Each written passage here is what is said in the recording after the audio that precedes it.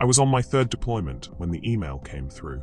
The heat in Syria could cook your bones, but nothing prepared me for the cold that slid down my spine the moment I read her name in the subject line. Victoria Presley, urgent. I'd just finished my patrol shift, boots still dusty, vest half unzipped. The camp was quiet, save for the low murmur of distant artillery. I dropped onto my cot, wiped a hand across my face, and opened it. Divorce papers. 11 years. That's how long Victoria and I had been married. Longer than I've known some of the men I'd trust my life to. I stared at the PDF, her digital signature sitting there neat and emotionless, like it had been waiting. There was a second attachment too, notice of home refinance. I opened that next. VA loan. My name. My signature, except I never signed it. My name is Sergeant Arthur Presley. I am 35 years old, and I was deployed in Syria. I didn't swear or yell. I couldn't even blink. My training kicked in without effort. Stay calm. Gather intel. Confirm the threat. Eliminate variables. The same principles I'd used in dozens of operations. I applied them now. Only this time, the war was personal. I clicked over to my banking app. Our joint account was nearly empty. $73.16 remained. There had been over $98,000 when I last checked 3 weeks ago. I pulled up the security cam app I'd installed in our home before I left, just to keep an eye on the dog, Victoria's beloved Cocker Spaniel. She hadn't bothered to disable it. Maybe she forgot. Maybe she thought I wouldn't be watching. The footage buffered slowly on the camp's dusty Wi-Fi. I tapped my screen impatiently, heart beating faster than it had on any battlefield. Then it loaded. A man, shirtless, stocky build, about my age, walked through my kitchen. He had a beer in one hand and wore the watch I gave Victoria on our 5th anniversary. I stared at the screen. He leaned over the counter, called out to someone. A second later, Victoria appeared, laughing, wearing my army sweatshirt like a trophy. Jesus, I whispered. The guy kissed her neck. She didn't pull away. I watched another minute, then shut off the feed. My breath came in slow, measured waves. Rage tried to rise up, hot and choking, but I slammed it down like I would a faulty rifle bolt. Not now. Stay sharp. I tapped over to Facebook. She hadn't blocked me. That was her first mistake. Her page was full of smiling photos. Beach shots. Cocktails. A ski trip in Aspen from 2 months ago. She'd captioned it, "Me and G, best life together." Wow. She'd already moved on like I was just a bump on her path. I checked her feeds and saw Gary Hardy. So the man in my house had a name now. Gary Hardy. I typed it into Google. No hesitation, no second guessing. Information was a weapon, and I needed every bullet. 5 minutes later, I had his LinkedIn. Real estate developer, motivational speaker, veteran advocate. A liar then. His resume was thinner than a desert breeze. A deeper dive revealed he wasn't listed on any military databases. No DD 214, no service record. But something else stood out. 2 different women, both military spouses, had posted cryptic Reddit threads about being manipulated by a smooth-talking fixer, who sold them on real estate deals while their husbands were deployed. No names, but the pattern was clear. And now he was with my wife, living in my home, wearing my clothes, using my name on forged documents. The betrayal didn't come with loud fireworks or chest-thumping despair. It came like a slow suffocation. I sat on the edge of my cot, shoulders heavy, fingers wrapped tight around the edges of my tablet. My breathing stayed even, but my chest ached like I'd taken a hit from a rubber bullet. Dull, unexpected, humiliating. I stared at the single-framed photo I kept beside my bunk. Me and Victoria at Fort Bragg, the day I pinned Sergeant. She was holding my hand, smiling like she believed in me more than I believed in myself. I picked up the frame, held it a moment. Then I flipped it over and shoved it into my footlocker. "You lost the right to be in my mind, Victoria," I muttered, but I wasn't going to throw everything away in a burst of anger. No, I would treat this like an op, gather intel. Build a case. Set the trap. Hit back smarter, not harder. That night, I waited until the camp was asleep and drafted a message to Hugh Rickman, an old friend from my first unit, now a JAG officer stationed back in DC. Subject: personal matter. Hugh, need legal eyes on something. It's bad. Someone forged my name on a VA refinance. and my wife's draining accounts while I'm deployed. Can you look into Gary Hardy? Claims he's a real estate guy in Raleigh. I think he's running a scam. AP. I hit send. Then I lay back on my cot, arms crossed behind my head, staring at the ceiling of the tent while outside, the desert wind moaned across the wire. I wasn't sure what hurt more, being betrayed by the woman I loved, or the fact that part of me had been expecting it. There had been signs. Shorter calls. Empty reassurances. A creeping distance I blamed on stress, on the deployment, on anything but her. I clenched my jaw. No more excuses. Victoria may have chosen this man, this lie, this life. But she was going to find out the hard way that I wasn't some absentee fool. I wasn't just another uniform she could swindle. I was coming home, and I wasn't coming quietly. If you're enjoying this story, kindly do us a favor and subscribe to our channel. It is free and means the world to us. We're just a small channel trying to grow. Thank you, and back to the video. The military teaches you to read terrain. See the fault lines, the places where pressure builds until everything comes crashing down. As I started pulling threads on my life back home, I realized my marriage had been nothing but fault lines for months, maybe years.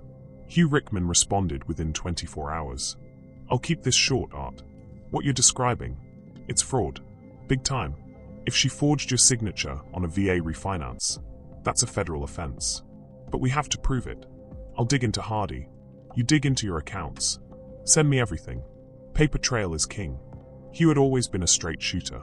Back in Afghanistan, he was the guy who volunteered for the legal crap no one wanted. Negotiating land leases, local disputes, mediating claims. He didn't carry a rifle often, but I always thought of him as a warrior. The kind who fights with words and court orders instead of bullets. Now, I needed that version of him more than ever. I sent him every document I had, loan notices, emails, screenshots of our drained account, even the screen grabs from the security feed. It felt strange, handing over pieces of my life like evidence in a trial I hadn't agreed to. When he called me the next morning, his voice was tight. I ran a background check on Hardy, he said. You're not gonna like it. I leaned against a sandbag wall, phone pressed to my ear, trying to ignore the blare of a passing convoy. Hit me. 2 women filed restraining orders against him. Both military spouses. One in Texas, one in South Carolina. The Texas case was sealed, but the South Carolina one's still public. Accusations of financial coercion, emotional manipulation, identity misuse. Sound familiar? I closed my eyes. Too familiar. He's not listed as a licensed realtor in North Carolina or anywhere else. That real estate developer title is just smoke. I also found court filings from a civil case where he tried to flip a foreclosed property owned by a Marine Corps widow. She sued him for fraud. Did she win? Settled out of court. Probably scared him into moving to your state. I swallowed hard. The air suddenly tasted like sand and ash. And Victoria? That's the part that stinks. She claimed she was laid off from her job at the Raleigh Wellness Clinic back in January. Said she was collecting unemployment. That's a lie. My contact at the clinic says she resigned. No severance. Just walked away. So she hadn't just betrayed me emotionally. She'd been planning this. Piece by piece. She quit before I even deployed. I murmured, more to myself than him. Yeah, Hugh said. It looks premeditated. My guess? She left the job, so there wouldn't be a paycheck trail. She didn't want anything traceable once she started moving money. That refinance. I got the documents from the county clerk's office. The signature looks like yours, but it's slanted wrong. You usually sign with that clean, all caps military block. This one has loops. Sloppy. I remembered her watching me sign papers over the years. Smiling. Saying I had the neatest signature she'd ever seen. She'd studied me. Can we prove it's a forgery? I've already flagged it with a forensic handwriting expert. We'll need to subpoena the original ink copy when you're stateside. I'm also filing a fraud alert with the VA. But Art, this might go deeper. What do you mean? Hugh lowered his voice. There's a pattern. Hardy's not just a parasite. He's running a full-blown operation, identifying vulnerable service members, charming their spouses, flipping VA properties while the soldiers are overseas. I found a shell company he's linked to, Bravo Key Holdings, registered in Nevada, but operating out of Raleigh. The listed address is a P.O. box. And the properties? Flipped fast. Dirt cheap. Some were foreclosures. Others were default sales. All military connected. I sat down on a crate, staring at the Syrian sky turning a pale lavender. My heart wasn't racing. It was steady. Too steady. That was always the sign that I was past the initial hit and into something worse. The phase where I stop feeling and start acting. I need to get home, I said. I can request emergency leave on your behalf. Fraud, forged documents, possible theft of property. Those are legitimate grounds. I'll start the paperwork. I thanked him and ended the call. For a long time, I didn't move. Just sat there with the phone cooling in my hand. Around me, soldiers laughed and smoked. A generator hummed near the tents, and life kept ticking forward in the way only war zones do. Loud and indifferent. But inside me, something cracked. I remembered the night Victoria and I bought that house. We had nothing, just a modest VA approval and a dream. We painted the guest room, even though we didn't have kids yet. She chose a soft grey, said it felt hopeful. We made coffee at midnight and talked about futures. Now she'd signed that future away. With a pen. With a lie. And that man, Gary, wasn't just stealing my house. He was stealing the trust I'd placed in her. The kind of trust soldiers are trained to offer sparingly. He was targeting people like me, who serve quietly and believe the folks back home are watching out for them. He was about to learn what happens when he targets the wrong soldier. I spent the rest of the week combing through our digital life. Old passwords still worked. Victoria hadn't changed the security questions on her backup Gmail. She was careless, overconfident. I dug through her messages, found a thread labeled Costa Rica itinerary, February 2026. Costa Rica. They were planning to disappear. I downloaded everything, every receipt, every message. I built a folder, encrypted it, and labeled it Operation Home Fire. It was a joke at first, but after an hour, it didn't feel like one. By the end of the week, my leave was approved. I had 10 days to return, confront, and collect the pieces of my life before they could vanish across a border. Gary thought he was flipping houses. He had no idea I was flipping the script. There's an art to pretending you're okay when your world's burning. I've been practicing since I was a kid, first in a broken home, then in basic, and finally in the desert heat with bullets flying overhead. Now, I just had to wear that same mask for a little longer. Victoria emailed again 2 days after I filed for emergency leave. I know this is hard, Arthur, but this is what's best for both of us. Let's try to keep things civil. She had the gall to sign it with take care, like she hadn't just detonated my life with a keystroke. I replied once. Flat, neutral. Understood. I'll have my lawyer handle the rest. That was it. No anger. No questions. No hint of the storm I was building behind the curtain. I didn't tell her I was coming home early. Hugh and I coordinated daily, bouncing encrypted files and updates back and forth like we were prepping for a legal ambush. Because that's what this was, war in a different uniform. One night in the barracks, I cracked open an archived inbox Victoria hadn't touched in months. Old work emails from the Raleigh Wellness Clinic. Routine stuff. Then one caught my eye. A scanned prescription pad request, dated 2 weeks after her supposed layoff. Why would she need pads after quitting? I zoomed in. Her name, her NPI number, the clinic's stamp. All legit. But it didn't match the official supply logs from the clinic that Hugh had pulled. This batch was never logged. I sent it to Hugh. This is theft, he said. Controlled documents. If she's selling them or using them to fake treatments, it's a felony. And guess what else? I cross-referenced your joint account withdrawals. Several were labeled as medical reimbursements, but none match your insurance claims. She forged bills to justify draining the account, I muttered. Exactly. Clinic never billed those amounts. She probably created fake invoices, paid herself back, and moved the cash. You're dealing with a full-blown financial criminal, Arthur. Not just a cheating spouse. My knuckles tightened around the phone. Not from rage, just from pressure. The kind that builds in your chest when you realize your entire life's been a performance, and you were the only one without a script. Next came the shell companies. Bravo Key Holdings was just the tip. Hugh uncovered 3 more. Flagstone Equity LLC, East Point Renovations, Ranger Oak Ventures, all traced back to mailboxes in Raleigh, all connected to recent home flips in military-heavy counties, all led back to one silent partner, Gary Hardy. His name never showed up directly on ownership documents, but his email appeared in registration logs. Same Gmail, used to coordinate contractor bids, fake inspection reports, even rapid sale listings. It's a flipping mill, Hugh explained. They prey on VA-backed foreclosures, use dummy companies to inflate renovation costs, then sell at a premium to out-of-state buyers. It's slick and illegal as hell. How many houses? So far, 16. 16 families like mine. 16 soldiers who trusted their spouses and lost everything while they were defending a flag thousands of miles away. I wasn't just angry, I was activated. When I finally touched down in North Carolina, I didn't go straight home. I rented a truck under a different name, paid cash, and parked 3 blocks away. I knew the neighborhood better than I knew most of my deployment zones. Every crack in the sidewalk, every porch light that stayed on too long. It used to feel like sanctuary. Now it felt like enemy territory. I walked past my house, wearing a hoodie and sunglasses. It was 2 p.m. on a Thursday. Gary's Tesla sat in the driveway like it belonged there. Through the front blinds of my beautiful floor-to-ceiling window, I caught a sliver of movement, his profile. Laughing. On my couch, legs on my table. He was barefoot. Comfortable. Victoria's laugh followed, muffled by the glass. I kept walking. That night, I broke in.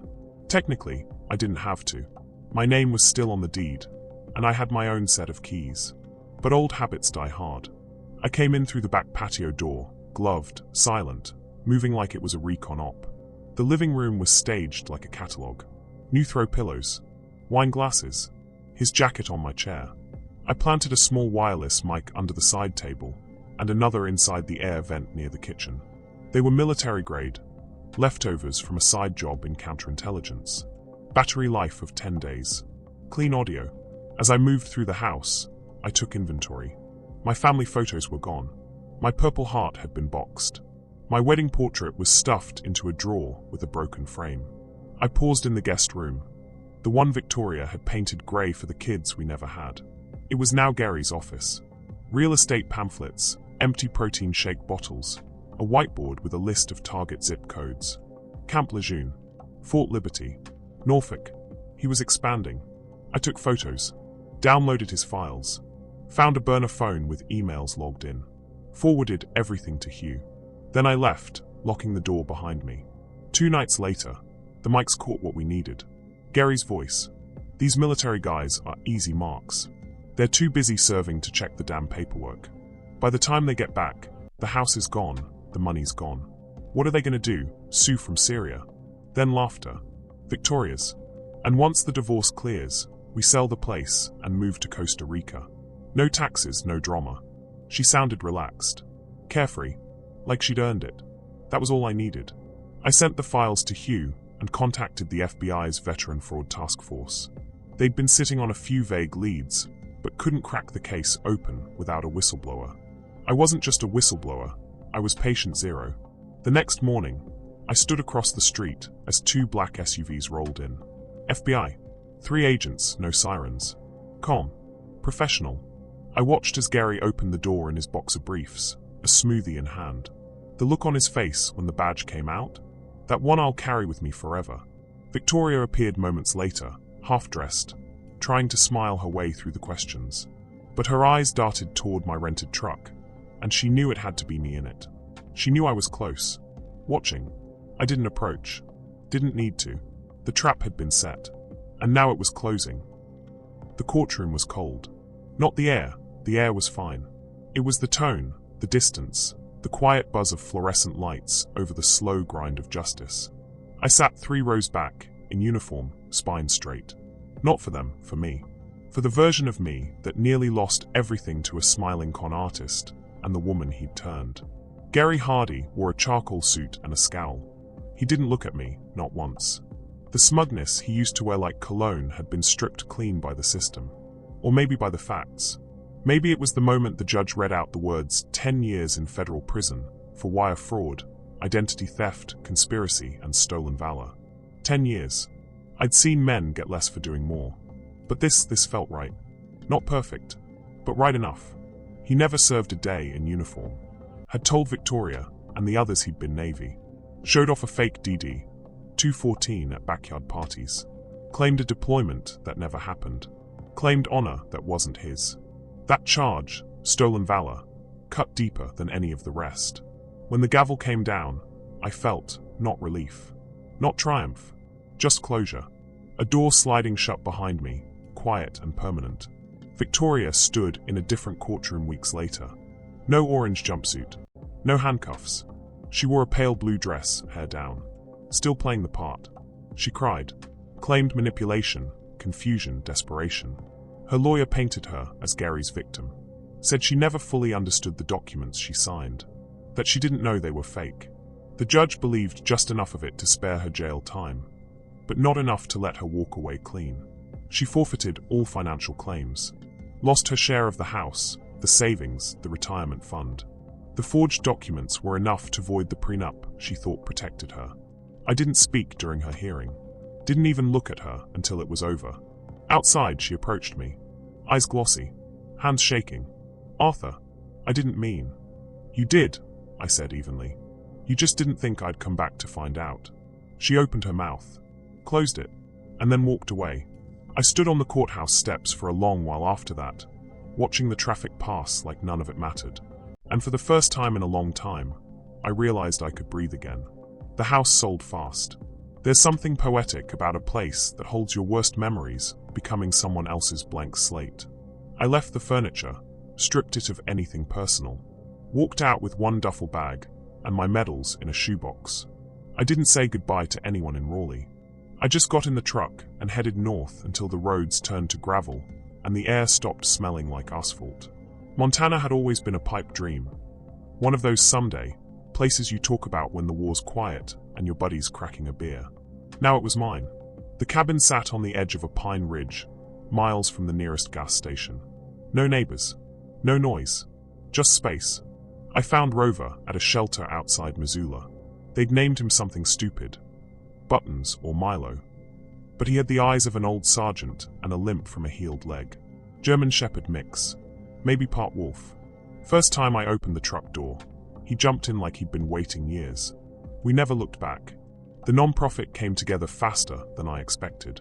I called it Honor Guard Alliance, a network for veterans facing financial fraud, betrayal, and post-service exploitation.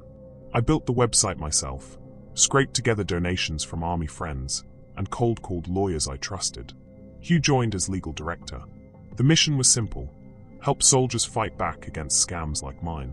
Within 3 months, we had 10 active cases. Marines, airmen, one Navy wife who'd been ghosted by a man using her husband's deployment to rack up credit cards in his name. I took every call personally. At night, I'd sit on the porch with Rover curled beside my boots, the mountains silhouetted against the last sliver of sun, and I'd think about how many of us carry pain with discipline. Neat, buried, silent. The way we were trained. But some battles don't end when the paperwork's signed. They keep coming. In courtrooms, in banks, in kitchen conversations that turn into detonations. And some of us, those who've been through the fire, we're the ones who know how to fight them. One evening, I got an envelope in the mail with no return address. Inside was a note, typed and signed. "You didn't just take Gary down. You saved others. Thank you." A former friend of his. There was also a photo, Gary in cuffs, being walked into prison. His face was turned toward the camera. Not angry, just hollow. I burned the letter, kept the photo, not out of vengeance, just as a reminder. A scar doesn't need to be angry to be real. Life in the mountains isn't perfect. Sometimes the silence is too loud. Sometimes I miss the noise of the unit, the chaos, the camaraderie. But in the stillness, I've learned something important. I survived the war overseas. Then I survived the war at home. And now, finally, I'm building something from the wreckage. Not just for me, for all of us. That's my story. Some might say I let it go too easily. Others might ask how I kept my cool when everything I loved was ripped out from under me. But I've seen war. And the kind that hits you at home, when you least expect it. That's the one that tests what you're really made of. Tell me, what would you have done in my place? Would you have walked away, or fought back like I did? Comment below, subscribe, and let me know where you're watching from. And remember this, some betrayals break you, Others build you into someone they'll never see coming.